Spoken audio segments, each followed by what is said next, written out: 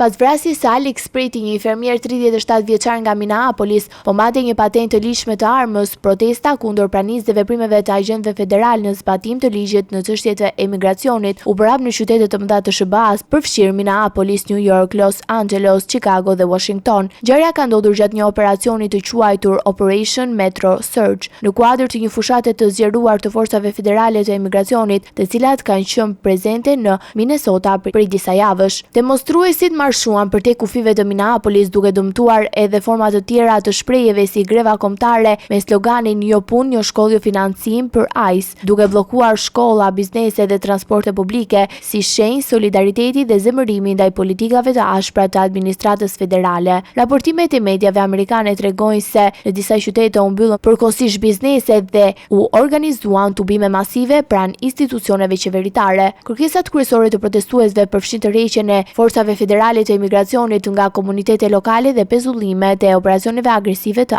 ICE, si dhe hetim të pavarur dhe përgjegjësinë ndaj agjentëve që përdorën forcë vdekjeprurse. Demonstratat kanë zgjitur debate të gjëra në SBA mbi rolin e agjencive federale në zbatimin e politikave të emigracionit, të drejtave civile dhe mbrojtjes së komuniteteve, duke përfshirë kritika edhe nga udhëheqës lokal dhe senator të rangut të lartë. Ndërkohë, Departamenti i Drejtësisë ka nisur një hetim të drejtave civile për vrasjen e Preti, ndërsa zyrtar federal kanë siguruar se po shqyrtojnë të gjitha provat dhe videomateriale që qarkullojnë për ngjarjen. Autoritetet federale kanë njohur se hetimi po kryhet në FBI në krye të grupit hetues, ndërsa disa prej agjentëve të përfshirë janë vendosur në pushim administrativ përkohësisht. Protestat vazhdojnë dhe pritet që lëvizja e kundërshtimit ndaj veprimeve të ICE të mobilizojë dhe më tepër komunitete dhe organizata qytetare në SBA në ditën e vijim.